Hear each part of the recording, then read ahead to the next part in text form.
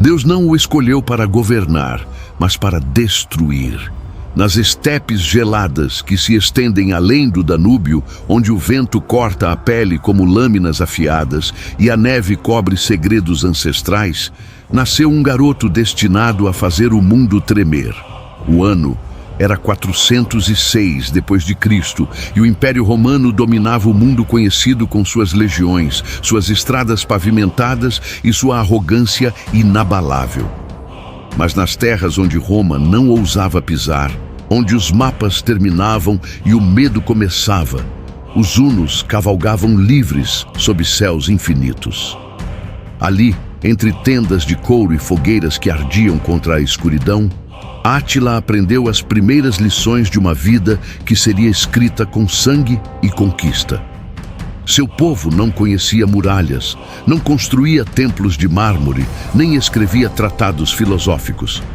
Os hunos eram nômades, guerreiros nascidos sobre cavalos, moldados pela dureza de um mundo que não perdoava os fracos. Desde criança, Átila observava os homens de sua tribo retornarem das incursões com espólios arrancados de aldeias aterrorizadas, com histórias de batalhas onde a velocidade vencia a armadura e o medo valia mais que 1000 soldados. Ele aprendeu a cavalgar antes de aprender a andar. Aprendeu a atirar flechas enquanto galopava a pleno vapor. Aprendeu que a misericórdia era um luxo que apenas os impérios podiam se dar. E o Império Romano, esse colosso que se estendia de uma ponta à outra do mundo, olhava para os hunos com desprezo. Chamavam-nos de bárbaros, de selvagens sem cultura, de criaturas mais próximas de animais do que de homens. Mas Átila via além do desprezo. Ele via a fraqueza por trás das muralhas douradas, via a decadência nos banquetes intermináveis, via um império tão grande que já não conseguia defender suas próprias fronteiras. Enquanto Roma celebrava sua glória passada, os hunos afiavam suas espadas e alimentavam seus cavalos, preparando-se para o dia em que atravessariam o Danúbio, não como invasores desesperados, mas como uma tempestade inevitável. A infância de Átila foi forjada no frio brutal das estepes, onde cada inverno matava os fracos e cada primavera exigia que os sobreviventes se tornassem ainda mais fortes. Não havia escolas, não havia professores de retórica, não havia bibliotecas cheias de pergaminhos antigos. A educação dos hunos acontecia no campo de batalha, nas longas cavalgadas através de territórios hostis, nos acampamentos onde os anciãos contavam histórias de conquistas e vinganças. Átila absorvia tudo com uma intensidade que assustava até mesmo os guerreiros mais experientes. Ele não apenas aprendia a lutar, ele estudava a guerra como outros estudavam filosofia. Observava como os romanos organizavam suas legiões, como construíam seus acampamentos fortificados, como movimentavam seus suprimentos através de longas distâncias. E enquanto observava, ele entendia que conhecer o inimigo era tão importante quanto vencê-lo em combate. Durante sua juventude, Átila foi enviado como refém para a corte romana, uma prática comum entre os povos que faziam tratados com o império.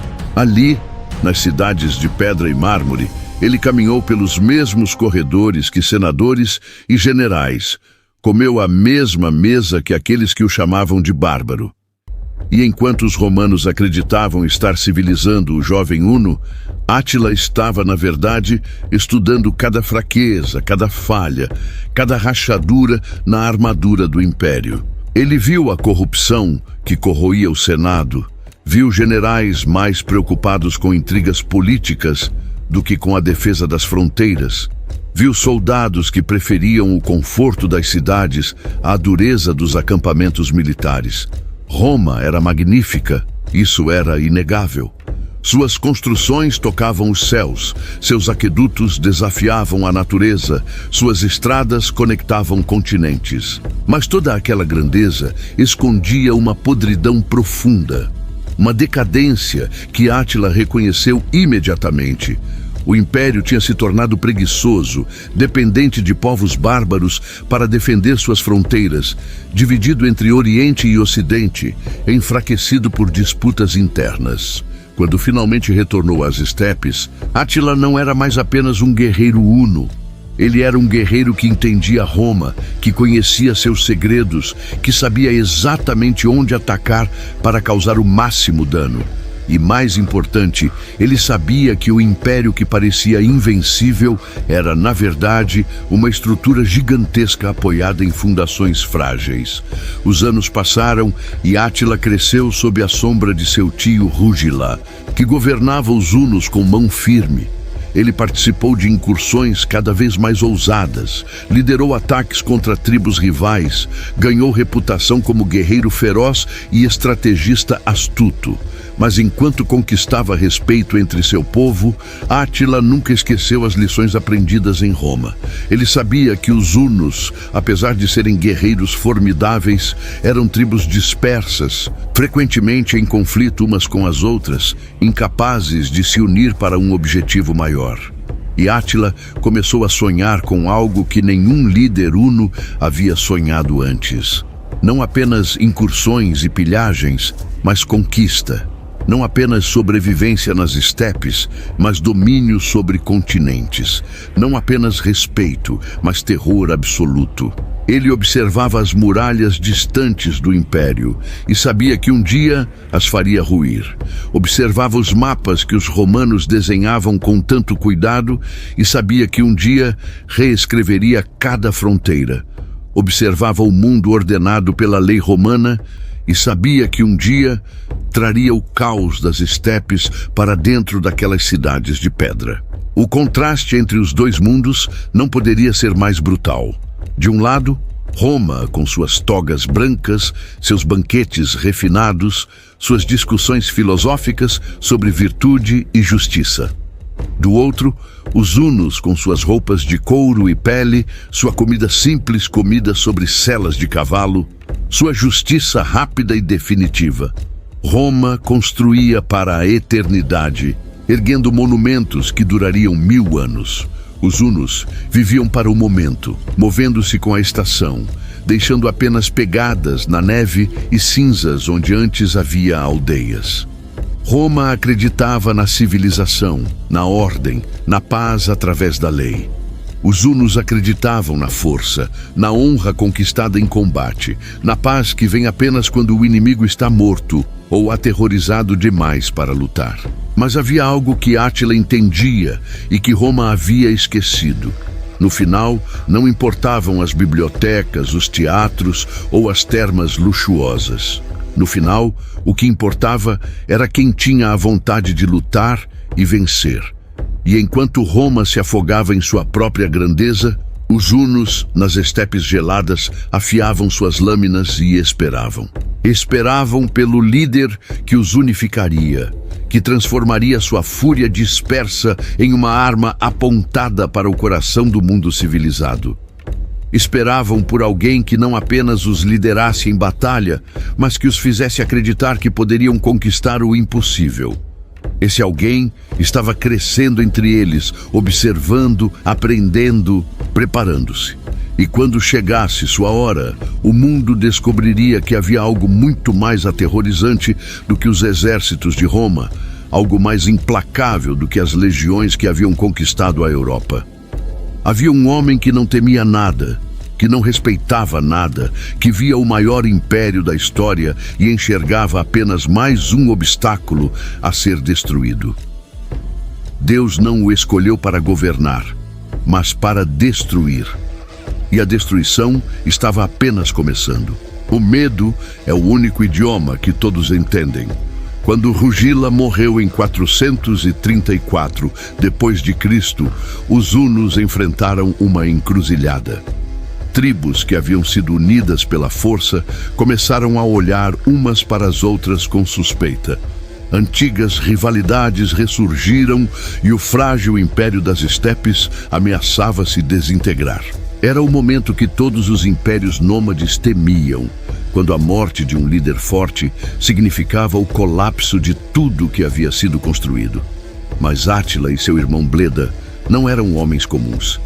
Eles assumiram o poder juntos, uma diarquia que, aos olhos de muitos, parecia mais uma solução temporária do que um governo sustentável.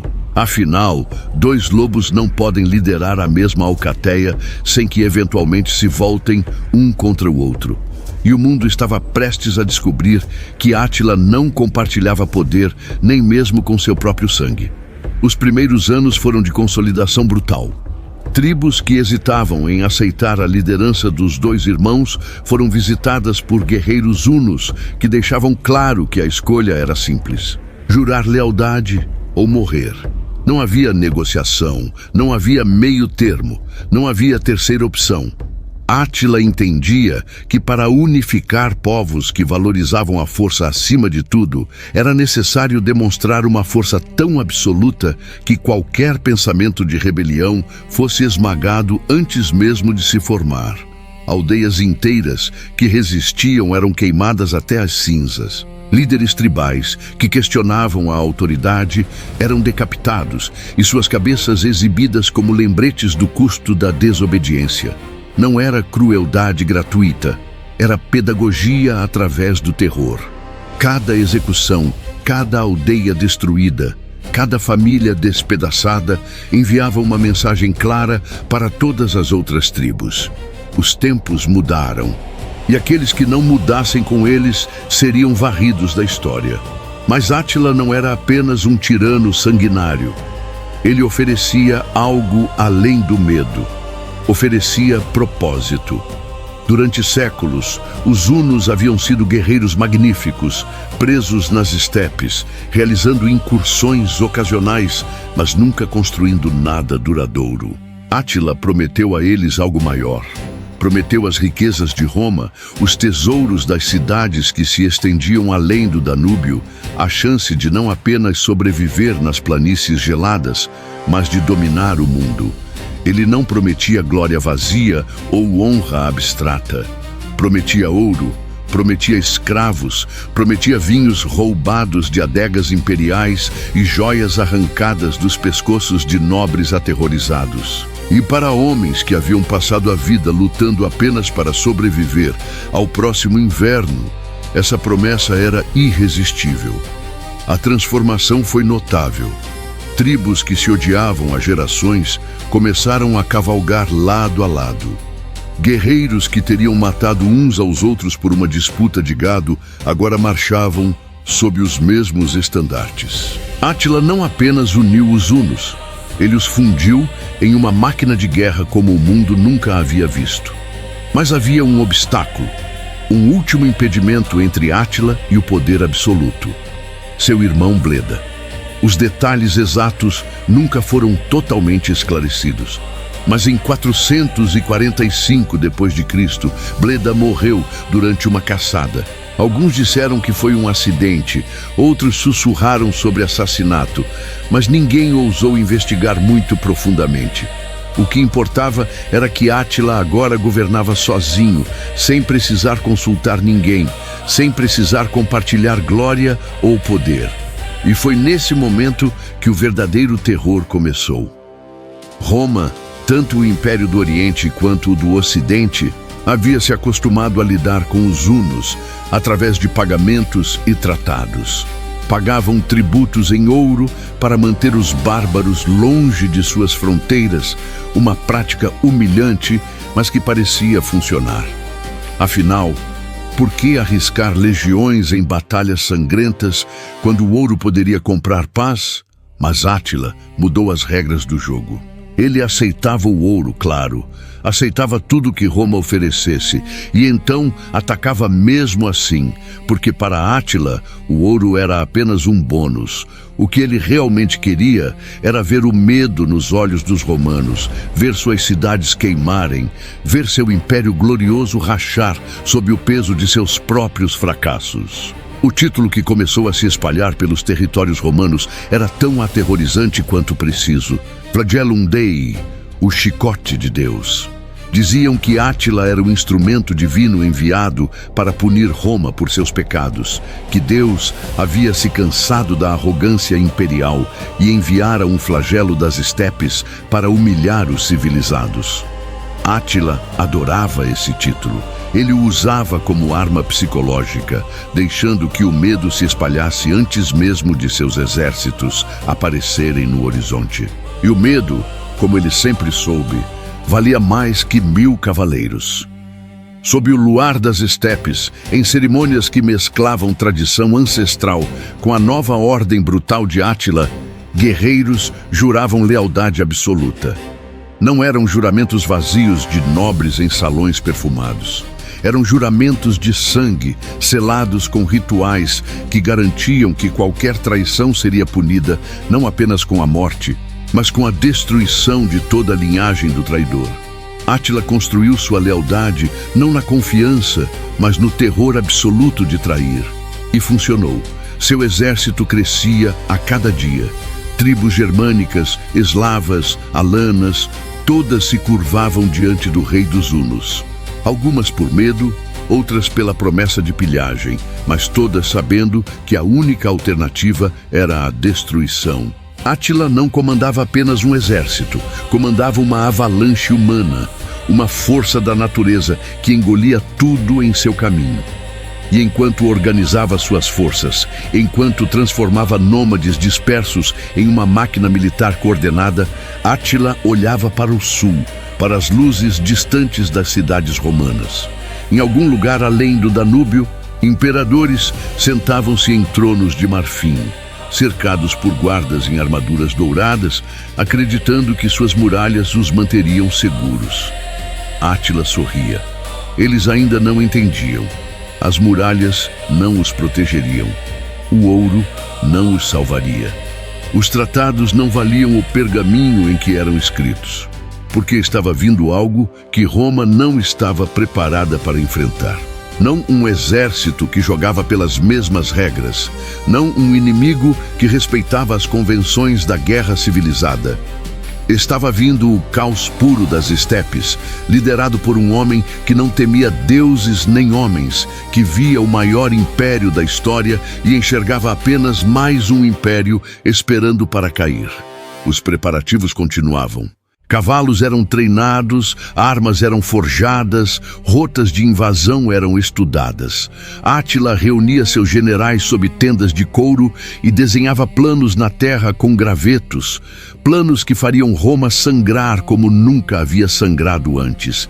E nas noites frias das estepes, enquanto o vento uivava como prenúncio de tempestades futuras, os guerreiros hunos afiavam suas lâminas e cantavam canções antigas sobre destruição e conquista.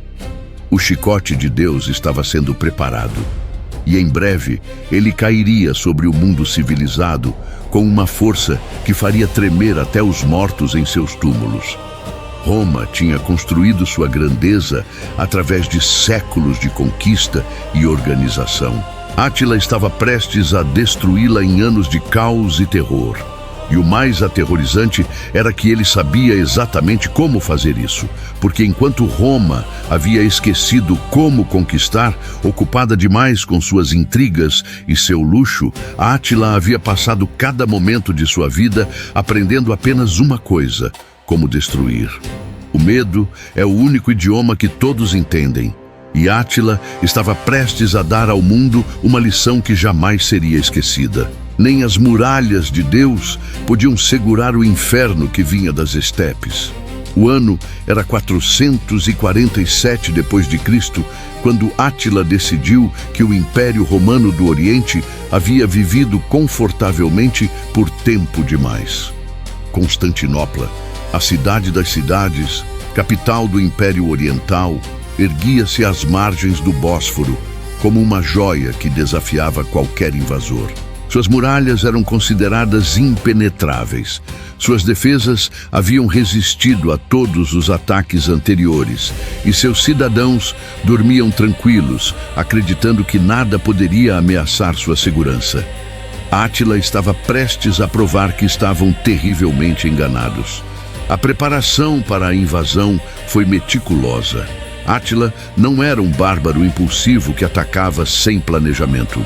Ele havia aprendido com os romanos, estudado suas táticas, entendido que grandes conquistas exigiam grande organização.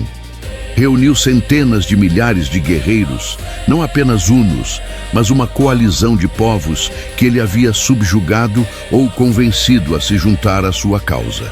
Godos, gépidas, alanos, sármatas, todos marchavam sob seus estandartes, unidos pelo medo de Átila e pela promessa de riquezas inimagináveis. A travessia do Danúbio foi como uma inundação humana. Não foi uma invasão, foi um dilúvio de cavalaria, carroças e guerreiros que se espalharam pela Trácia como uma praga. As primeiras cidades nem tentaram resistir.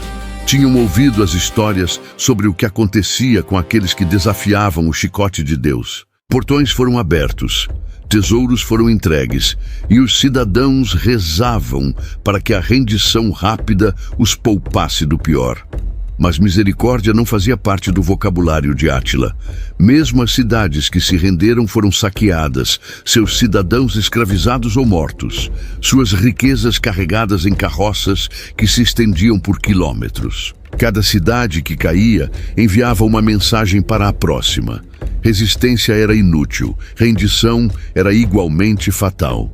A única escolha real era entre morrer lutando ou morrer suplicando. Sérdica foi uma das primeiras grandes cidades a sentir a fúria dos hunos. A cidade havia sido um centro comercial próspero, com mercados cheios de mercadorias de todo o império, com casas de banhos onde cidadãos romanos relaxavam em águas perfumadas, com teatros onde atores encenavam as tragédias clássicas. Em questão de dias, tudo estava em chamas. As muralhas foram quebradas, não através de assalto direto, que teria custado muitas vidas, mas através de cerco implacável que esfomeou os defensores até que não tivessem forças para lutar.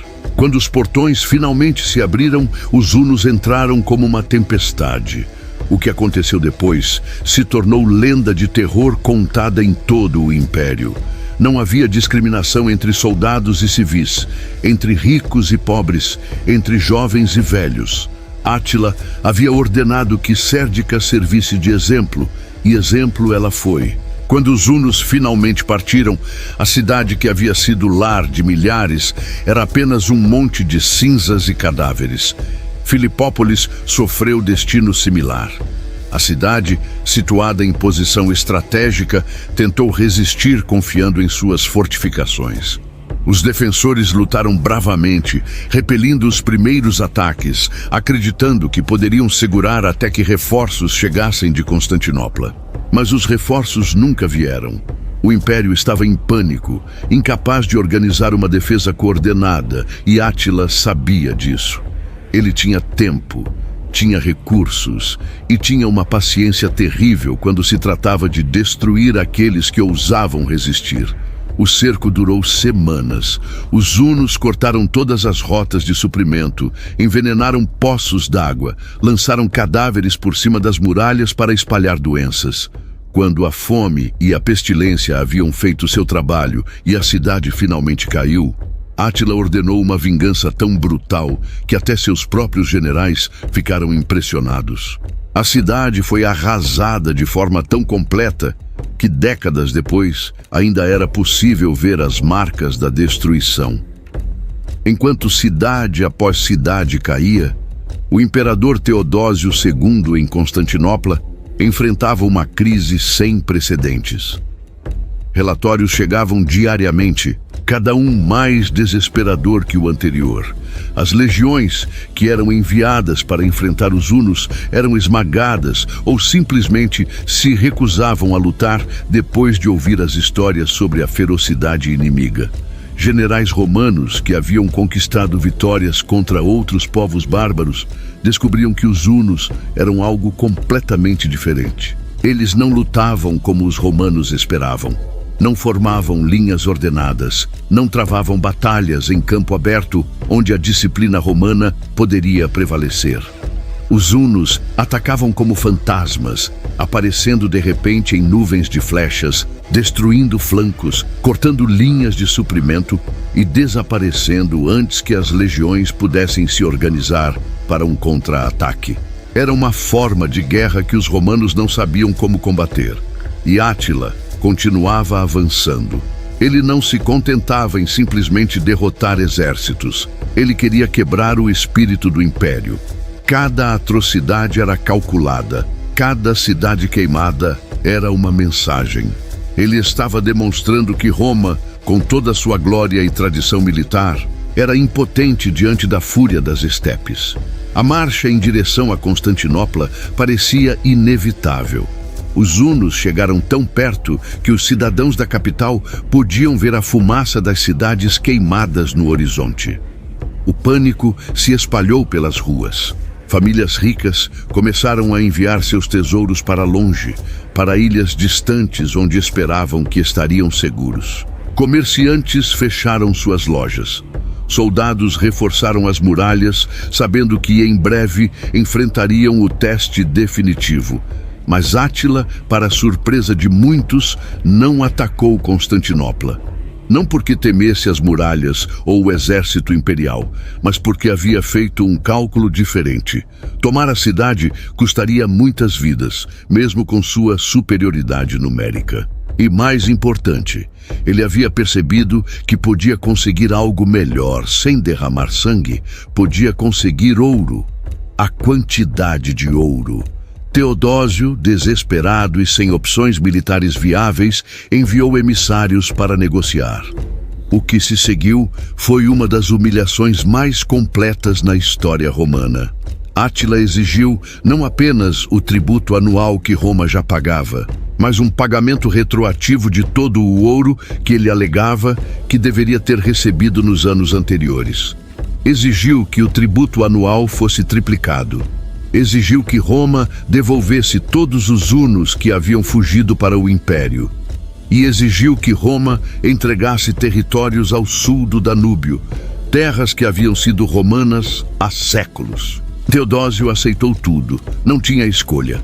O ouro foi coletado de todo o Império Oriental, derretido de estátuas, retirado de templos, arrancado dos tesouros imperiais. Carroças carregadas de riquezas seguiram para o acampamento de Átila, um trem de tributos tão longo que levou dias para passar. E enquanto o ouro era contado e dividido entre os guerreiros hunos, Átila observava com satisfação. Ele havia conquistado sem precisar arriscar sua vida nas muralhas de Constantinopla. Havia demonstrado que o Império Romano do Oriente, essa potência que se considerava herdeira da glória de Augusto, era, na verdade, um gigante oco que preferia pagar para sobreviver a lutar para vencer. A campanha de 447 d.C. reconfigurou o mapa do poder. Dezenas de cidades haviam sido destruídas, milhares haviam morrido, e o império havia sido forçado a aceitar termos humilhantes. Mas talvez o dano mais profundo não fosse físico, mas psicológico. Roma havia se considerado invencível por tanto tempo que a ideia de ser forçada a pagar tributo a um rei bárbaro era quase incompreensível. E, no entanto, ali estava, o ouro fluindo das adegas imperiais para as tendas dos hunos. As legiões incapazes de defender seus próprios territórios. O imperador do mundo reduzido a suplicante. Átila retornou às estepes não apenas com riquezas inimagináveis, mas com algo mais valioso, a confirmação de que Roma era vulnerável. As muralhas podiam ser altas, os exércitos podiam ser numerosos, mas por trás de toda aquela grandeza havia medo. E Átila havia aprendido, desde jovem nas estepes geladas, que o medo era a arma mais poderosa de todas. Nem as muralhas de Deus podiam segurar o inferno que vinha das estepes. E o inferno havia apenas começado seu trabalho. Um império cairia por causa de uma mulher. No coração do Império Romano do Ocidente, cercada por luxos que a maioria das pessoas jamais sonharia em possuir, vivia uma mulher extraordinariamente frustrada. Honória, irmã do imperador Valentiniano III, nascera para ser uma peça no tabuleiro da política imperial, destinada a ser casada com algum nobre para selar alguma aliança, condenada a viver nos bastidores enquanto seu irmão, menos capaz que ela, governava o império. Mas Honória não era do tipo que aceitava passivamente seu destino. Em 450 d.C., ela tomou uma decisão que mudaria o curso da história. Uma decisão tão imprudente, tão desesperada, tão completamente maluca, que até hoje historiadores debatem se ela realmente entendeu as consequências do que estava fazendo. Honória enviou uma carta a Átila, o rei dos Hunos, junto com um anel.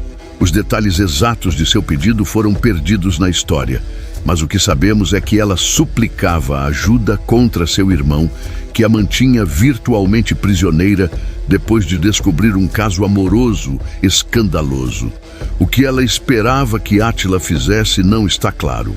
Talvez imaginasse que ele poderia pressionar seu irmão a dar-lhe mais liberdade. Talvez sonhasse com uma intervenção que a colocaria em posição de poder. O que ela não esperava era como Átila interpretaria seu pedido.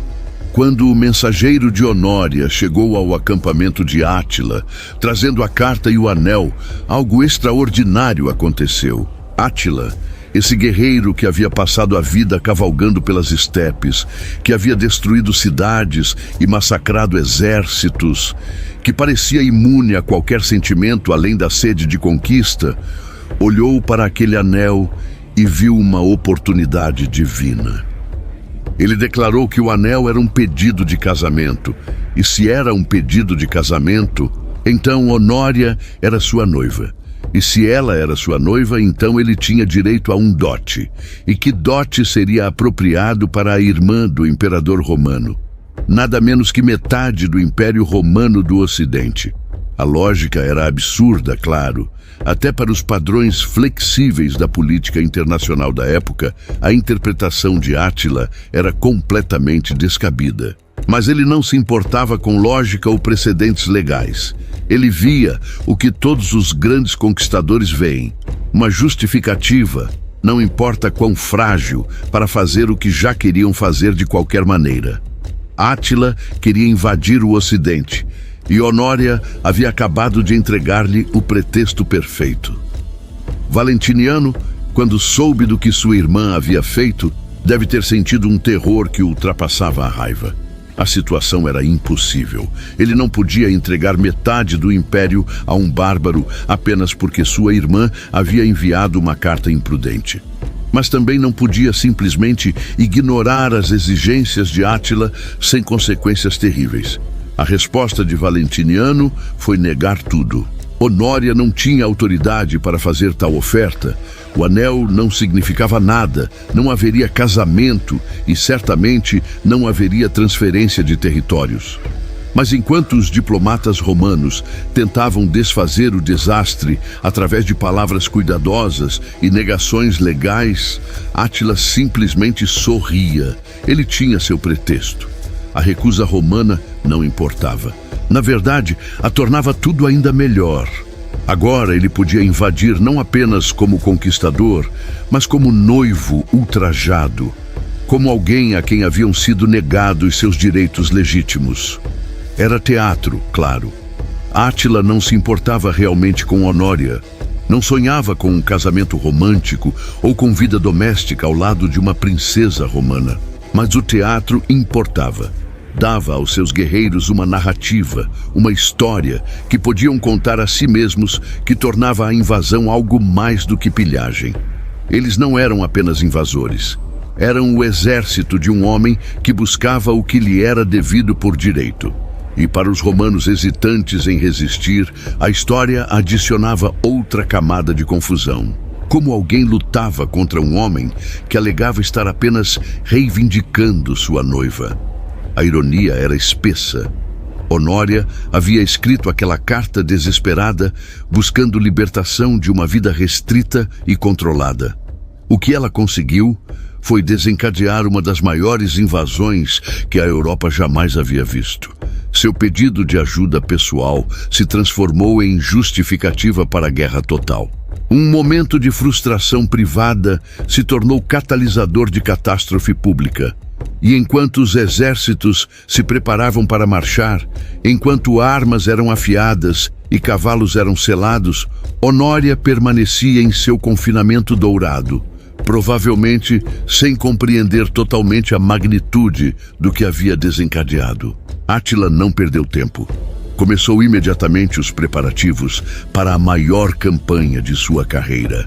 Se a invasão do Oriente havia sido devastadora, o que ele planejava para o Ocidente seria apocalíptico.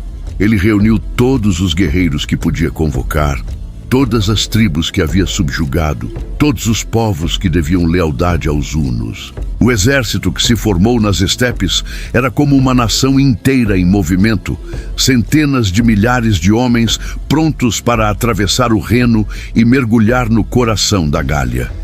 Os preparativos levaram meses.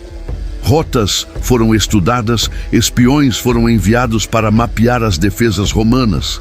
Alianças foram forjadas com tribos germânicas que também tinham motivos para odiar Roma. Átila não estava simplesmente planejando uma incursão. Estava orquestrando uma invasão que redesenharia o mapa da Europa. E no centro de tudo estava aquele anel, aquele pequeno círculo de metal que uma mulher frustrada havia enviado em um momento de desespero. Em Roma, o pânico crescia. Relatórios chegavam sobre os preparativos massivos de Átila, sobre o tamanho do exército que ele estava reunindo, sobre a determinação feroz com que perseguia seu suposto direito de casar com Honória. Valentiniano enviou mais emissários, ofereceu mais ouro, tentou todas as formas de diplomacia que conhecia. Mas Átila não estava interessado em negociar. Ele queria a Gália, queria as riquezas das cidades ocidentais, queria ver o império que o havia desprezado como bárbaro se curvar diante dele. E se precisava de uma história sobre uma princesa e um anel para justificar tudo isso, então essa história serviria perfeitamente. A verdade sobre os sentimentos de Honória, sobre o que ela realmente esperava quando enviou aquela carta, ficou perdida na avalanche de eventos que se seguiu. Ela se tornou uma nota de rodapé na história de Átila. Um detalhe curioso que historiadores futuros debateriam. Mas seu ato, intencional ou não, havia mudado tudo. Havia dado a Átila exatamente o que ele precisava. Uma desculpa que ressoava tanto nas estepes quanto nos salões de Roma, uma narrativa que transformava a conquista nua em busca por justiça. E enquanto Átila olhava para o oeste, para as terras além do Reno, que em breve sentiria seus cavalos, ele segurava aquele anel com uma mistura de diversão e satisfação. Uma mulher frustrada, um império arrogante e um rei das estepes que entendia que às vezes as maiores guerras começam com os menores gestos. Honória havia oferecido um anel. Átila aceitaria continentes. Um império cairia por causa de uma mulher. E a queda estava apenas começando. A Europa tremia. O céu se abriu. O mundo antigo estava morrendo. Na primavera de 451 d.C., Átila atravessou o Reno com um exército que parecia não ter fim. Os números exatos se perderam na história, exagerados pelo terror dos que testemunharam. Mas mesmo as estimativas mais conservadoras falam de centenas de milhares de guerreiros. Hunos, godos, gépidas, érulos, turíngios, alanos, todos marchando sob os estandartes de Átila, unidos pela promessa de pilhagem e pela certeza de que resistir ao chicote de Deus era inútil. A Gália, que havia sido o coração da civilização romana no oeste, estava prestes a se transformar em um campo de batalha como jamais havia visto. As primeiras cidades mal tiveram tempo de fechar seus portões. Os exércitos de Átila se moviam com uma velocidade que desafiava tudo que os romanos conheciam sobre campanhas militares. Enquanto as legiões romanas marchavam em formação ordenada, parando para construir acampamentos fortificados a cada noite, os hunos cavalgavam dia e noite, dormindo sobre suas celas, comendo enquanto se moviam, nunca dando ao inimigo tempo para se preparar. Metz foi uma das primeiras a cair. A cidade, situada às margens do Mosela, havia sido um centro próspero de comércio e administração romana. Seus cidadãos acordaram uma manhã para ver o horizonte escurecido por cavaleiros, para ouvir o trovão de milhares de cascos batendo na terra. A resistência foi breve. As muralhas, projetadas para impedir invasores que lutavam com táticas convencionais, eram inúteis contra um inimigo que simplesmente inundava as defesas com números massivos. Quando Metz caiu, o que se seguiu se tornou o padrão para toda a campanha. Não houve misericórdia. Homens foram mortos onde estavam, mulheres e crianças foram levadas como escravas, tesouros foram saqueados, edifícios foram queimados.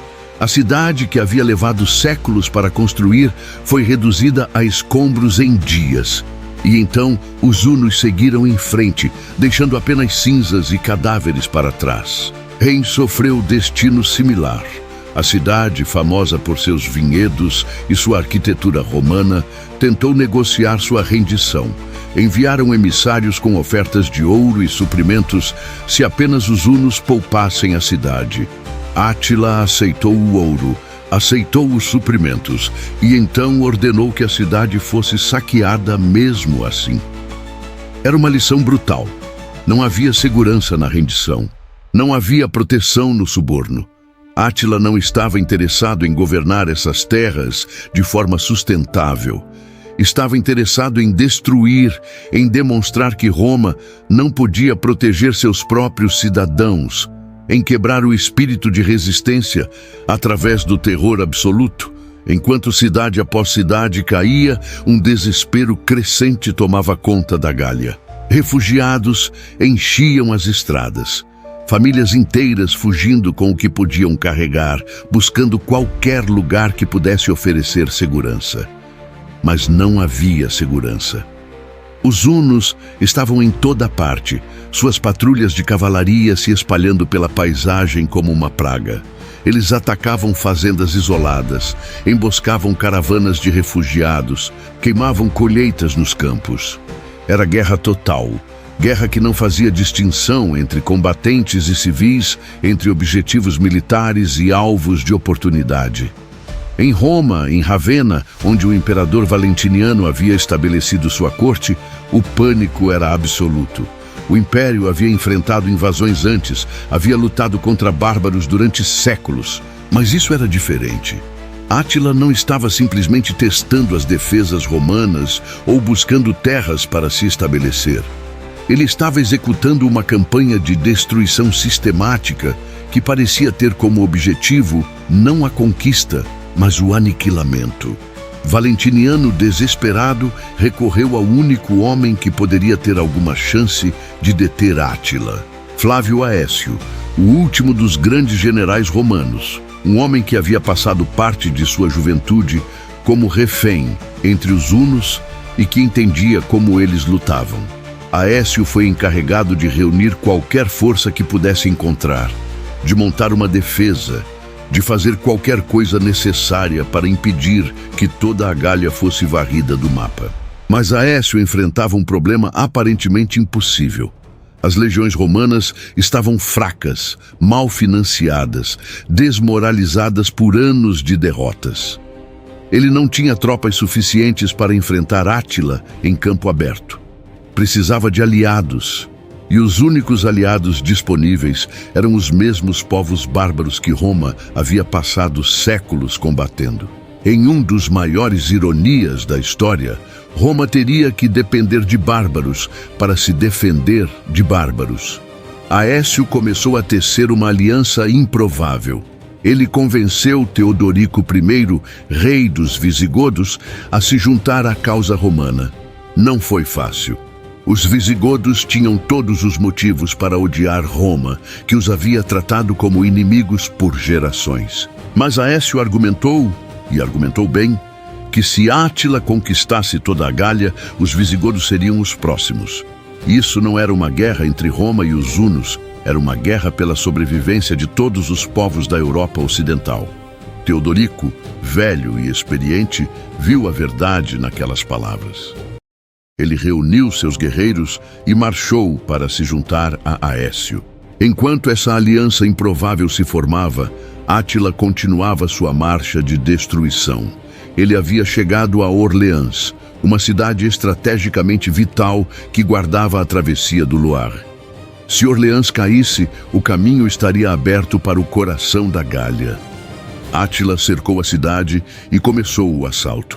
Os defensores de Orleans, sabendo que não podiam esperar misericórdia, lutaram com o desespero de homens condenados. Eles seguraram as muralhas enquanto flechas dos hunos escureciam o céu, enquanto arietes batiam contra os portões, enquanto incêndios começavam em diferentes partes da cidade. A situação parecia perdida.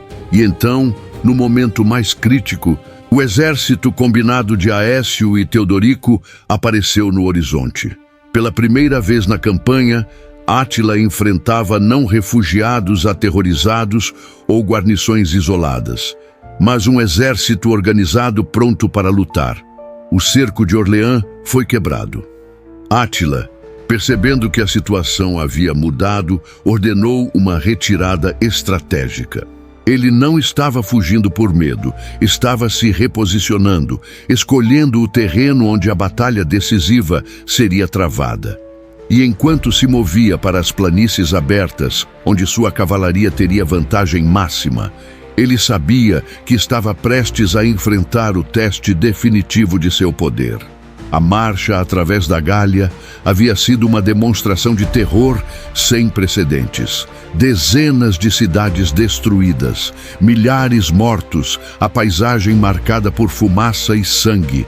Mas agora, pela primeira vez, Átila enfrentaria uma coalizão determinada a detê-lo. Dois mundos estavam prestes a colidir. De um lado, o exército dos hunos, veteranos de incontáveis batalhas, liderados por um dos maiores comandantes militares que o mundo já havia visto. Do outro, uma aliança improvável de romanos e bárbaros, unidos apenas pelo medo comum de que se Átila vencesse, nenhum deles teria futuro. As planícies da Gália esperavam, e naquelas planícies, em um local que a história lembraria como Campos Cataláunicos, seria decidido o destino da Europa. Não através de diplomacia ou tratados, não através de ouro ou tributos, mas através de sangue, ferro e a vontade brutal de sobreviver. A Europa tremia, o céu se abriu, o mundo antigo estava morrendo. E na agonia daquela morte, algo novo, algo que ninguém ainda podia imaginar completamente, estava nascendo. Mesmo os deuses desviaram o olhar daquela noite. As planícies cataláunicas, em algum lugar entre Troyes e Chalon, testemunharam em junho de 451 d.C. uma das batalhas mais sangrentas que a humanidade já havia visto.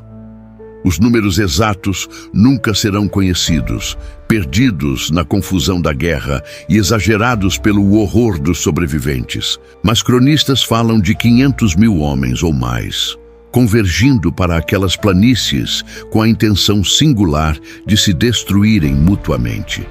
Era o tipo de batalha que acontece uma vez por século, onde o destino de continentes inteiros seria decidido em um único dia de violência inimaginável. Átila havia escolhido o campo de batalha com cuidado, procurando terreno aberto onde sua cavalaria poderia manobrar livremente, onde os hunos poderiam usar suas táticas de movimento rápido que haviam destruído tantos inimigos antes. Mas Aécio, que havia aprendido com os próprios hunos durante seu tempo como refém, entendeu a estratégia. Ele posicionou suas forças mistas de romanos, visigodos e outros aliados bárbaros de forma a negar a Átila as vantagens que ele esperava. O amanhecer revelou dois exércitos massivos frente a frente, estendendo-se pelo horizonte em ambas as direções. Do lado de Átila, Os hunos ocupavam o centro, flanqueados por suas tribos aliadas e subjugadas. Godos, ostrogodos à direita, gépidas à esquerda. Uma coalizão mantida unida pela força de vontade de um único homem.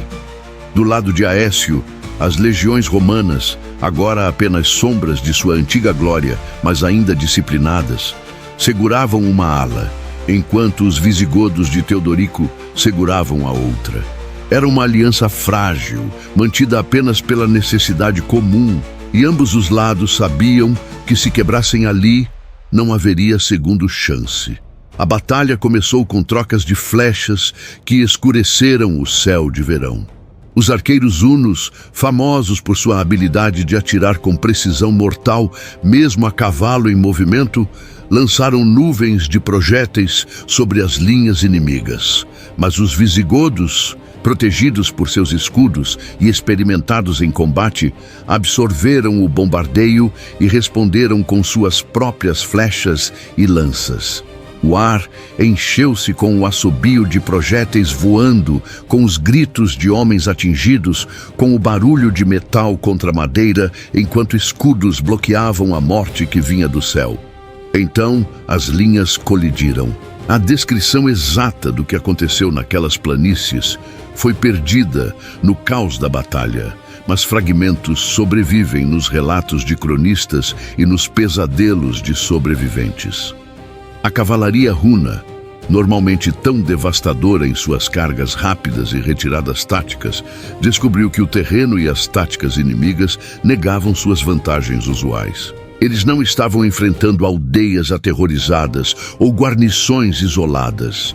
Estavam enfrentando guerreiros determinados que haviam decidido que preferiam morrer, lutando a viver sob o jugo dos hunos. O centro da batalha tornou-se um moedor de carne. Homens lutavam corpo a corpo, espadas contra machados, lanças contra escudos, em uma confusão tão densa que era impossível manobrar ou recuar. Aqueles que caíam feridos eram pisoteados pelos que ainda lutavam. O solo, que havia sido capim verde pela manhã, transformou-se em lama vermelha pela tarde. Os cronistas escreveram que o sangue corria em riachos, que os feridos eram tantos que seus gemidos abafavam até o som do combate. Átila, percebendo que suas táticas usuais não estavam funcionando, comprometeu-se totalmente. Ele liderou seus melhores guerreiros em uma série de cargas massivas contra o centro inimigo, tentando quebrar as linhas através de pura força bruta. E quase funcionou. As legiões romanas, já exaustas, começaram a ceder. Parecia que o centro da aliança estava prestes a ruir, o que permitiria aos hunos envolver e destruir as forças de Aécio em pedaços. Mas na ala direita, Teodorico e seus visigodos lançaram um contra-ataque desesperado. O velho rei, montado em seu cavalo de guerra, liderou pessoalmente a carga, inspirando seus guerreiros com sua coragem. Foi um momento de glória e tragédia. Os visigodos quebraram a linha dos ostrogodos, aliados de Átila, e começaram a empurrar em direção ao centro huno. Mas no caos da batalha, Teodorico foi derrubado de seu cavalo e morto, pisoteado na confusão ou morto por uma lança perdida. Ninguém jamais saberá ao certo. A morte de Teodorico poderia ter quebrado o moral dos visigodos. Em vez disso, enfurecidos pela perda de seu rei, eles lutaram com ainda mais ferocidade. Seu filho Torismundo assumiu o comando e pressionou o ataque, determinado a vingar seu pai. A batalha estava se transformando em um massacre mútuo, onde nenhum lado podia ganhar vantagem decisiva. Combatia-se não por táticas ou estratégias brilhantes, mas por pura determinação brutal, cada lado recusando-se a quebrar, cada lado disposto a aceitar perdas horríveis se isso significasse não ceder. Quando a noite finalmente caiu, ambos os exércitos estavam exaustos além da capacidade de continuar. A escuridão trouxe um fim tácito aos combates, não porque alguém tivesse ordenado uma retirada, mas porque os homens simplesmente não conseguiam mais erguer suas armas. As planícies estavam cobertas de mortos e feridos, dezenas de milhares de corpos formando montanhas de carne nas áreas onde o combate havia sido mais feroz.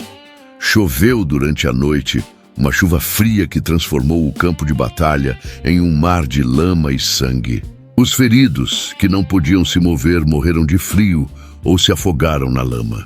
Os sobreviventes de ambos os lados se agruparam em volta de fogueiras fracas, muito cansados até para celebrar sobrevivência ou lamentar companheiros perdidos. Átila, em seu acampamento cercado por carroças posicionadas em círculo defensivo, enfrentava pela primeira vez a possibilidade real de derrota. Ele ordenou que lenha fosse empilhada alta, pronta para ser incendiada. Se os aliados atacassem ao amanhecer e quebrassem suas defesas, ele morreria nas chamas ao invés de ser capturado. Era o tipo de gesto dramático que Átila amava, transformando até sua possível morte em algo lendário. Mas o amanhecer revelou algo inesperado. Aécio não ordenou um ataque final. Suas forças estavam tão dilaceradas quanto as de Átila, e ele temia que pressionar demais poderia destruir completamente o exército romano e deixar os visigodos como única potência militar significativa na Gália. Havia política até na guerra, cálculos de poder que iam além da vitória militar imediata. Átila, percebendo que não enfrentaria um assalto final, começou uma retirada ordenada. Não era uma fuga desesperada, era a retirada de um exército ainda formidável, ainda capaz de lutar se forçado, mas reconhecendo que esta batalha não poderia ser vencida com custos aceitáveis. Ele levou seus guerreiros de volta através do Reno, de volta para territórios onde ainda era indiscutivelmente dominante. Os campos cataláunicos não foram uma vitória clara para nenhum lado. Átila não havia sido esmagado, seu exército ainda existia, sua reputação como guerreiro permanecia intacta. Mas pela primeira vez em sua carreira, ele havia sido impedido de alcançar seus objetivos. Pela primeira vez, alguém havia conseguido dizer não ao chicote de Deus e sobreviver para contar a história. Para Roma e seus aliados, a batalha foi suficiente. Haviam parado Átila, provado que ele não era invencível, salvado a Gália da destruição completa. As perdas foram horríveis, a vitória custou dezenas de milhares de vidas, mas o mundo ocidental havia sobrevivido. O campo de batalha permaneceu coberto de mortos por semanas. Corvos e lobos festejaram em uma abundância que nunca haviam conhecido. Anos depois, viajantes ainda encontravam ossos espalhados pelas planícies, os últimos remanescentes de uma batalha tão violenta que até a terra parecia amaldiçoada. Mesmo os deuses desviaram o olhar daquela noite. E quando o sol finalmente nasceu sobre as planícies cataláunicas, após aquela batalha terrível, iluminou um mundo mudado para sempre. Um mundo onde o antigo estava morrendo e o novo, sangrento e brutal, estava nascendo das cinzas. Nem mesmo os santos sabiam se haviam salvado Roma ou apenas adiado o inferno. Átila não era homem de aceitar derrota, mesmo que essa derrota fosse apenas um empate sangrento nas planícies da Gália. No ano seguinte, 452 d.C., ele reuniu novamente seus exércitos, mas desta vez com um objetivo diferente. Se a Gália havia provado ser defensável demais, então ele marcharia para o coração do império, para a própria Itália, para as terras que haviam dado origem à arrogância romana que tanto o enfurecia. A invasão da Itália começou com a travessia dos Alpes Julianos, uma façanha que teria sido impossível para a maioria dos exércitos, mas que os hunos, acostumados às estepes geladas, realizaram com relativa facilidade. Eles desceram sobre o norte da Itália como uma avalanche, e as primeiras cidades a sentirem sua fúria foram Aquileia, Pádua e Verona. Aquileia, especialmente, sofreu um destino tão terrível que se tornou lenda. A cidade resistiu por meses, seus habitantes determinados a não repetir o destino das cidades da Gália. Mas Átila não tinha pressa. Ele cercou a cidade, cortou todos os suprimentos e esperou. Quando a fome finalmente forçou Aquileia a se render, Átila ordenou uma destruição tão completa que a cidade praticamente desapareceu. Edifícios foram nivelados, canais foram desviados, até as fundações foram escavadas. Era como se Átila quisesse apagar Aquileia não apenas do mapa, mas da própria existência. Os refugiados de Aquileia fugiram para as lagoas próximas, estabelecendo-se em pequenas ilhas que mais tarde se tornariam Veneza, uma cidade nascida literalmente das cinzas da destruição de Átila. Pádua e Verona caíram em sequência, adicionando seus tesouros ao espólio dos hunos, adicionando seus cidadãos à lista crescente de mortos e escravizados. O norte da Itália queimava e o pânico se espalhava mais rápido que as próprias chamas.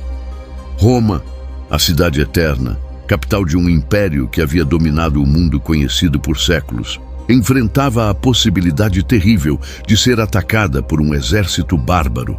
O imperador Valentiniano, que havia passado a maior parte de seu reinado em Ravenna, estava completamente paralisado pelo medo. Não havia exército romano capaz de deter Átila. Aécio, o general que havia organizado a defesa da Gália, estava com forças insuficientes e exaustas. Os aliados bárbaros que haviam lutado nos campos catalâunicos não estavam dispostos a marchar para a Itália para defender Roma. O império estava sozinho, e todos sabiam que se Átila decidisse marchar sobre a capital, nada poderia detê-lo. Mas então, Átila fez algo completamente inesperado. Ele parou. Seus exércitos haviam devastado o norte da Itália e estavam a caminho de Roma quando, subitamente, a marcha cessou. E então veio a notícia que confundiu todo o mundo romano. Átila havia concordado em se encontrar com uma delegação da igreja liderada pelo próprio Papa Leão I.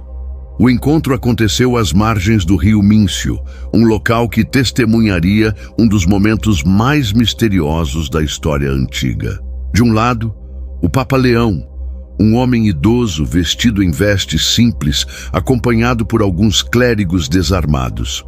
Do outro, Átila, o flagelo de Deus, cercado por milhares de guerreiros cobertos de cicatrizes. Um homem que havia feito imperadores tremerem e cidades inteiras desaparecerem. O que foi dito naquele encontro nunca foi totalmente registrado.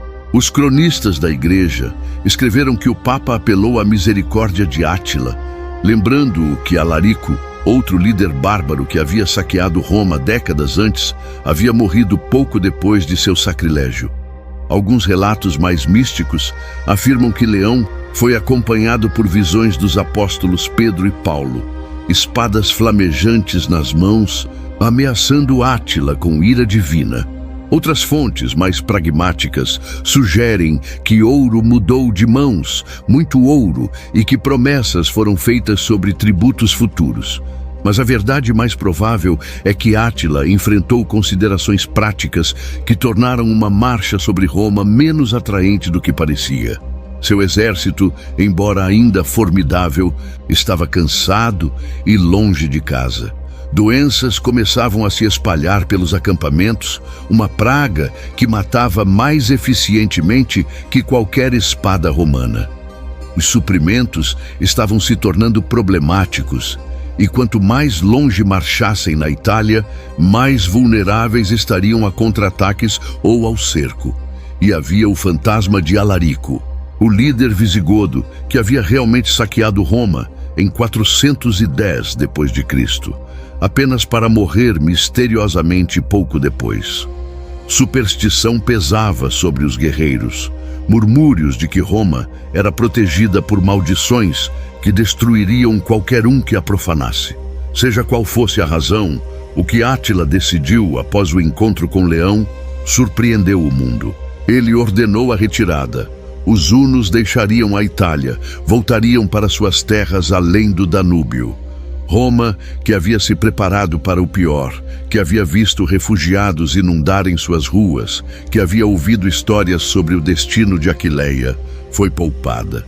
A decisão de Átila foi interpretada de muitas formas diferentes. A igreja proclamou que foi um milagre, a prova do poder divino de Leão e da proteção celestial sobre Roma. Os pagãos sussurravam sobre antigas maldições e espíritos vingativos. Os estrategistas militares apontavam para as considerações práticas que tornavam a retirada sensata. Mas ninguém sabia ao certo, porque Átila nunca explicou completamente sua decisão. E talvez essa ambiguidade fosse exatamente o que ele queria. Ao poupar Roma, ele demonstrou que seu poder não vinha da destruição indiscriminada, mas da escolha. Ele poderia ter queimado a cidade eterna, mas escolheu não fazê-lo. De certa forma, essa demonstração de controle era mais aterrorizante que a destruição teria sido. Provava que Átila não era simplesmente uma força da natureza cega, mas um estrategista calculista que tomava decisões baseadas em seus próprios objetivos insondáveis. A retirada dos hunos foi ordenada e metódica, nada semelhante a uma fuga desesperada. Eles levaram consigo um espólio imenso das cidades do norte que haviam saqueado, levaram milhares de escravos. Levaram tudo de valor que puderam transportar e deixaram para trás uma Itália traumatizada, cidades destruídas e uma população que passou décadas tentando reconstruir o que havia sido perdido. Roma celebrou sua salvação com procissões religiosas e ações de graças aos céus. Leão foi elevado a santo em vida, creditado com realizar o impossível. Mas nos corredores do poder, onde homens olhavam mapas e contavam soldados, todos entendiam a verdade desconfortável. Roma não havia sido salva por sua força militar ou por suas muralhas. Havia sido salva porque Átila decidiu poupá-la. O império havia sobrevivido não através de vitória, mas através da misericórdia de seu inimigo. E essa era uma humilhação que doía mais profundamente que qualquer derrota militar. Átila voltou para suas terras, além do Danúbio, como um conquistador vitorioso. Ele não havia tomado Roma, mas havia devastado a Itália, provado que poderia penetrar no coração do império sempre que quisesse e retirado-se nos seus próprios termos. Para seus guerreiros carregados de espólios, a campanha havia sido um sucesso massivo. Para Roma, a salvação veio com o reconhecimento terrível de sua própria impotência. Nos anos seguintes, estudiosos, teólogos e historiadores debateriam infinitamente o que realmente aconteceu às margens do Mincio. O que um papa idoso disse a um rei guerreiro que fez o curso da história mudar? Foi fé, foi ouro, foi estratégia militar? A resposta se perdeu naquele dia às margens do rio, guardada apenas pelas testemunhas que nunca compartilharam todos os detalhes. Nem mesmo os santos sabiam se haviam salvado Roma ou apenas adiado o inferno. Porque embora Roma tivesse sobrevivido a Átila, o império havia sofrido feridas que nunca cicatrizariam completamente. A invasão da Itália, mesmo terminando sem o saque de Roma, havia demonstrado a vulnerabilidade fundamental do império.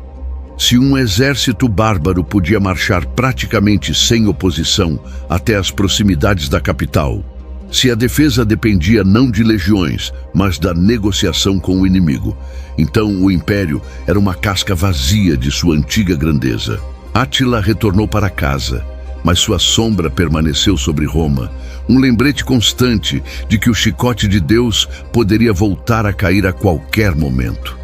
E embora ninguém soubesse naquela época, o retorno de Átila para suas terras seria sua última grande campanha. Os deuses, os santos ou simplesmente o destino estavam prestes a intervir de forma que nenhum exército romano jamais poderia. O homem que fez o mundo tremer desapareceu como se nunca tivesse existido.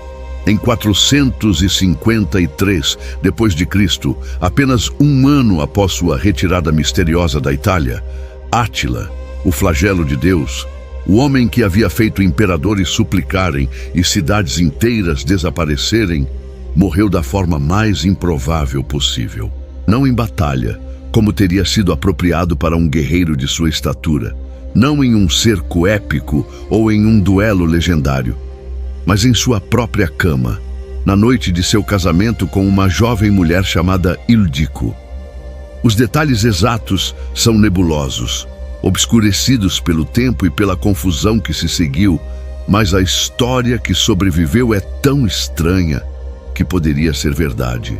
Átila, que havia se casado inúmeras vezes antes, tomou Ildiko como sua mais nova esposa em um banquete que durou dias.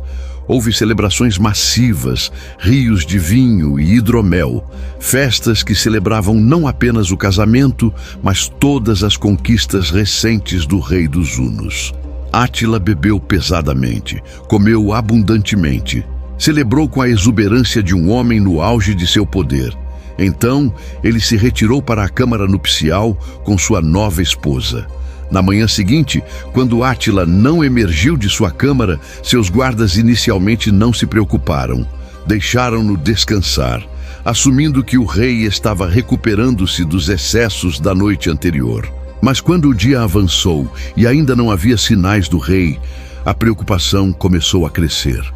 Finalmente, os guardas forçaram a entrada na câmara e encontraram uma cena que se tornou um dos mistérios mais debatidos da história antiga. Átila estava morto, deitado em uma poça de sangue. Ildiko estava sentada ao lado do corpo, chorando, aparentemente em estado de choque. A causa exata da morte nunca foi determinada com certeza. Algumas fontes sugerem que Átila sofreu uma hemorragia nasal severa durante a noite, possível resultado dos excessos de álcool e comida, e que sangue fluiu para seus pulmões enquanto dormia embriagado, sufocando-o. Outros sussurraram sobre assassinato, sugerindo que Ildiko, ou agentes romanos, haviam envenenado o conquistador. Havia até teorias de que aliados ciumentos ou rivais internos haviam aproveitado a oportunidade para eliminar o rei. Mas a verdade se perdeu na confusão e no pânico que se seguiu. O que se sabe é que a morte de Átila foi tão súbita e inesperada que paralisou completamente o império dos Hunos. Um homem que havia desafiado o maior império do mundo, que havia feito exércitos fugirem apenas ao ouvir seu nome, que parecia invencível em batalha, havia sido morto não por uma espada ou lança, mas por seu próprio corpo, traído por sua mortalidade na hora mais inesperada. A reação dos Hunos foi extraordinária. Seus guerreiros, homens endurecidos que haviam presenciado horrores inimagináveis em campos de batalha por toda a Europa, choraram como crianças. Cortaram seus próprios rostos com espadas em sinal de luto, porque diziam que a morte de um guerreiro tão grande deveria ser marcada não com lágrimas, mas com sangue. O lamento ecoou pelos acampamentos, um som de perda tão profundo que parecia rasgar o próprio céu. O que fazer com o corpo de Átila tornou-se uma questão de importância máxima. Ele não podia ter um funeral comum, não podia ser enterrado em uma tumba marcada que inimigos pudessem profanar. Os Hunos tomaram uma decisão que garantiu que o local de descanso final de Átila permaneceria um mistério para sempre. Construíram 3 caixões, um de ouro, um de prata e um de ferro, cada um contendo o anterior, simbolizando as riquezas que Átila havia conquistado e a força com que as havia tomado. O corpo do grande rei foi colocado dentro desses caixões aninhados, junto com tesouros imensos, armas conquistadas de 1000 nações e os espólios de uma vida dedicada à conquista. Então veio a parte mais extraordinária do funeral. Os Hunos desviaram temporariamente um rio, escavaram uma tumba massiva no leito seco, colocaram os caixões dentro e então permitiram que o rio voltasse ao seu curso natural. Átila foi enterrado sob águas correntes, seu local de descanso protegido pela própria natureza. E para garantir que o segredo seria mantido, todos os escravos que haviam trabalhado na tumba foram executados. Não poderia haver testemunhas, não poderia haver mapas, não poderia haver forma de alguém jamais encontrar o túmulo do flagelo de Deus. O cortejo fúnebre era uma visão inesquecível. Milhares de guerreiros marcharam através das estepes sob o céu noturno, tochas iluminando o caminho, canções de guerra e lamento misturando-se no ar frio. Levavam seu rei para seu descanso final, sabendo que com ele ia toda uma era.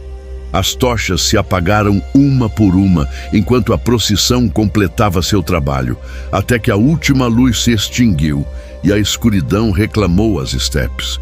E com aquela escuridão, Átila desapareceu da história, deixando apenas lendas e mistérios para trás. A morte de Átila desencadeou exatamente o que muitos haviam temido. O Império dos Hunos, mantido unido pela força de vontade de um único homem, começou a se desintegrar imediatamente. Seus filhos lutaram pelo poder, dividindo o que havia sido unificado. As tribos que haviam sido forçadas a servir aproveitaram a oportunidade para se rebelar. Em poucos anos, os hunos que haviam aterrorizado 2 continentes haviam se dispersado, fragmentado em grupos menores que nunca mais representariam a ameaça existencial que haviam sido sob Átila. Foi como se toda a estrutura dependesse exclusivamente dele, e sem ele, simplesmente desmoronou. Roma, tanto Oriente quanto Ocidente, respirou aliviada. A ameaça que havia dominado pesadelos imperiais por décadas havia desaparecido quase da noite para o dia. Mas a alívio veio tarde demais para salvar o império. As feridas infligidas por Átila, tanto físicas quanto psicológicas, haviam sido profundas demais. O Império Romano do Ocidente, já em declínio, aceleraria sua queda nas décadas seguintes, finalmente colapsando completamente em 476 d.C., apenas uma geração após a morte de Átila. Em um sentido muito real, Átila havia completado sua missão.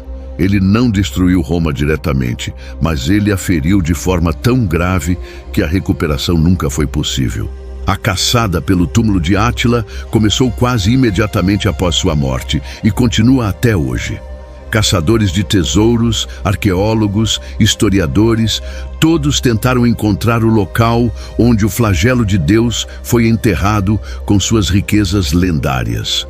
Teorias abundam sobre sua localização, desde a Hungria até a Romênia, desde as margens do Danúbio até as profundezas das estepes. Mas nenhuma busca teve sucesso. O segredo foi guardado perfeitamente pelos hunos, levado para o túmulo pelos escravos executados, escondido sob quilômetros de rio que mudou de curso inúmeras vezes ao longo dos séculos. Átila, que havia vivido sua vida inteira sob os olhos do mundo, aterrorizando continentes, desapareceu sem deixar rastro físico. Nenhum monumento marca seu túmulo. Nenhuma inscrição conta suas conquistas, nenhum historiador pode apontar para um local e dizer com certeza que ali jaz o flagelo de Deus. É uma ironia apropriada para um homem que passou a vida destruindo os monumentos de outros, que havia nivelado cidades e apagado culturas inteiras. Sua própria tumba é menos que uma lembrança. É uma ausência, um vazio na história tão completo quanto as cidades que ele apagou do mapa. O legado de Átila é complexo e contraditório. Para os romanos e para aqueles que sofreram sob suas invasões, ele era a personificação do terror, uma força destrutiva que trouxe apenas morte e sofrimento. Mas para os húngaros e alguns outros povos europeus, ele se tornou uma figura quase mítica, um herói nacional que desafiou Roma e provou que os povos das estepes podiam ser tão poderosos quanto qualquer império civilizado. A verdade, como sempre, é mais complicada. Átila era um homem de contradições, brutal e estratégico, impulsivo e calculista, um bárbaro que havia aprendido com os civilizados e os superou em seu próprio jogo. Ele construiu um império que durou menos de uma geração, mas deixou uma marca na história que perdura há mais de 1500 anos. Histórias sobre ele evoluíram e mudaram ao longo dos séculos. Na Idade Média, ele aparecia em poemas épicos e lendas, às vezes como vilão, às vezes como herói trágico. Na Era Moderna, ele se tornou objeto de estudo acadêmico, um caso de teste para teorias sobre migração de povos, declínio de impérios e o papel de indivíduos na história. Mas através de todas essas interpretações, uma verdade permanece constante. Átila, filho das estepes geladas, o homem que Roma chamou de flagelo de Deus, deixou uma impressão tão profunda na consciência europeia que seu nome ainda evoca imagens de conquista e terror. Ele provou que impérios não são eternos, que muralhas podem ser quebradas, que o mundo pode ser virado de cabeça para baixo por um homem com vontade suficiente e um exército atrás dele. Então ele desapareceu, enterrado em segredo, perdido para a história, transformando-se de homem em mito. Sob algum rio, em algum lugar nas vastas planícies da Europa Oriental, rodeado por ouro e ferro, por tesouros de 1000 nações conquistadas, por armas que mataram milhares, jaz o corpo de Átila. Ou talvez não. Talvez a tumba tenha sido descoberta séculos atrás e saqueada, seus tesouros dispersos sem que ninguém percebesse. Talvez as mudanças do rio ao longo dos séculos tenham apagado qualquer traço de onde foi originalmente enterrado. Talvez toda a história do enterro elaborado seja apenas isso, uma história, uma última decepção para proteger um túmulo simples em algum lugar inesperado.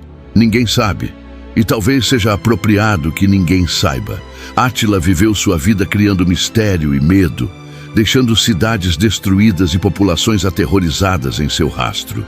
Que seu túmulo seja também um mistério, um segredo guardado pelas estepes que o criaram, é perfeitamente adequado. O homem que fez o mundo tremer desapareceu como se nunca tivesse existido. E no silêncio que se seguiu à sua partida, na ausência deixada por uma força tão poderosa, o mundo lentamente começou a se reconstruir, a curar suas feridas, a esquecer os detalhes específicos do terror enquanto lembrava a lenda geral do homem. Séculos depois, quando pessoas falam de Átila, falam de um mito, de uma lenda, de uma figura tão maior que a vida que mal parece real. Mas ele era real. Ele cavalgou através daquelas estepes, comandou aqueles exércitos, destruiu aquelas cidades. Ele olhou imperadores nos olhos e os viu tremerem. Ele segurou o destino de continentes em suas mãos e escolheu destruição. E então, em uma noite comum, em uma cama comum depois de um banquete comum, ele morreu. O flagelo de Deus, o terror da Europa, o chicote que havia punido o mundo inteiro, terminou sua vida não com trovões e batalhas épicas, mas com silêncio e mistério. E talvez haja uma lição nisso. Não importa quão poderosos nos tornemos, quão vastos nossos impérios, quão terríveis nossas conquistas, todos terminamos da mesma forma, em silêncio, na escuridão, enquanto o mundo continua sem nós. Átila dominou metade do mundo através do poder e do medo, e então desapareceu, deixando apenas sombras e histórias, lendas que crescem mais fantásticas a cada século que passa, e um túmulo que ninguém jamais encontrará. As estepes guardam seus segredos, e o maior segredo de todos está enterrado em algum lugar sob aquele solo frio e vasto, esperando, silencioso, esquecido por todos exceto pela história que continua a contar seu nome. Se você gostou dessa história, se inscreva no canal, curta e deixe seu comentário. Esse é o canal Imperadores. Até a próxima. La calle mojada, guarda secretos en cada charco. Luces de neón rotas pintan mis retratos. Zapatos gastados, alma sin contrato, pero el corazón late con ritmo de pacto. Vi caer amigos como hojas en octubre. Soñaban con gloria, terminaron en sombra y hambre. Yo escribo con tinta de noche sin luna, donde el miedo se esconde y la esperanza se encuna, yeah. Lágrimas en el asfalto no se secan solas. Son ríos que cantan lo que el pecho no desahoga. Si el mundo te apaga, tú enciende una sola, porque el alma del barrio nunca se desenrolla. Mi abuela rezaba con velas en la ventana, decía que el fuego vence toda mañana. Yo no tengo altar, solo versos y una herida que sangra verdad cuando el sistema me olvida. El espejo me muestra cicatrices y dudas, pero también el brillo de quien no se desnuda ante la derrota. Aunque el camino se quiebre, sigo con el alma en modo sobrevivir y crecer. Lágrimas en el asfalto no se secan solas, son ríos que cantan lo que el pecho no desahoga. Si el mundo te apaga, tú enciende una sola, porque el alma del barrio nunca se desenrolla.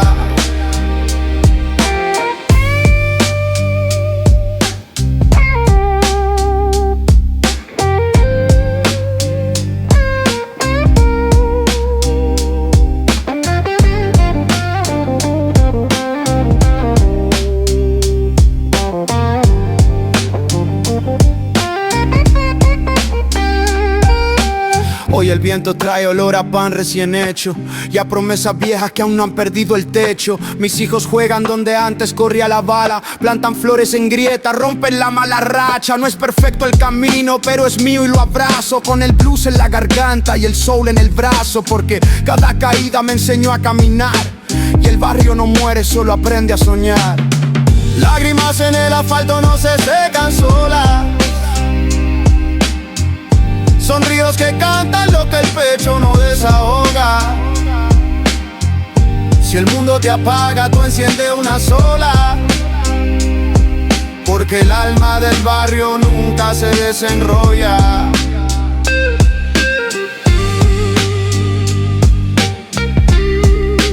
Nunca se desenrolla.